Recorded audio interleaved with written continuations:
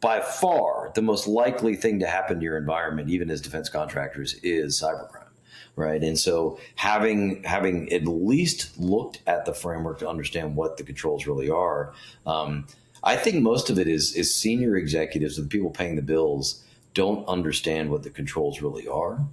And so you either A, have underinvested, or you've taken the word of somebody you maybe not have, or you don't have the requisite skills to understand what's truly in place versus what you've been briefed is in place, which is why so many executives are shocked when they get breached. Like they've been investing in tools and all this stuff. Like, what happened to all that money? What did we do wrong? And I think that in some respects, that's what I call sort of, this is the attestation piece, or the validation of attestation.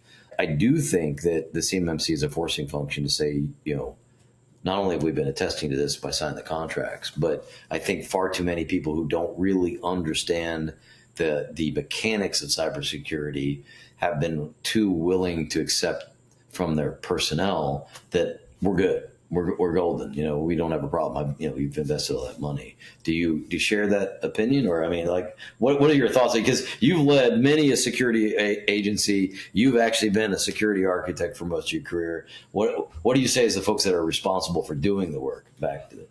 I'll tell you, the cost of these CISOs budgets are insane, right? So if you really want to reduce that cost, a lot of ways to do that is actually by properly implementing some of these controls we're talking about.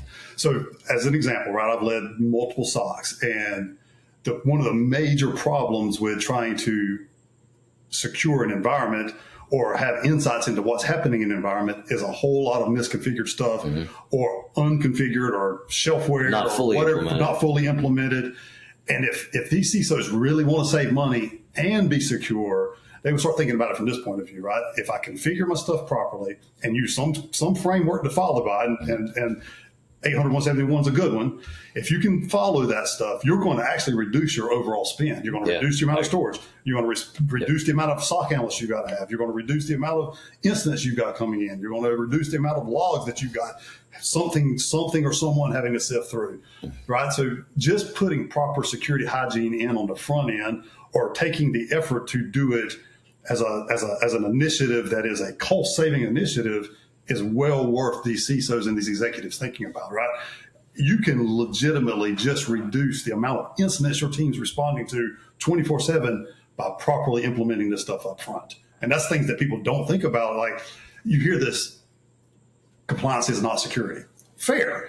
But if you can follow a framework like 800.171 with your security practice, you will end up with a more secure environment with less noise and less expense overall, because the humans aren't having to spend their time really trying to chase things, looking for that needle in the haystack of what is really a security breach. Yeah, if you don't know where you're going, any road will take you there. That's compliance frameworks aren't necessarily security, but they're a damn good framework to build security against. And if you don't have one of those and you don't adhere to one of those, how do you measure yourself?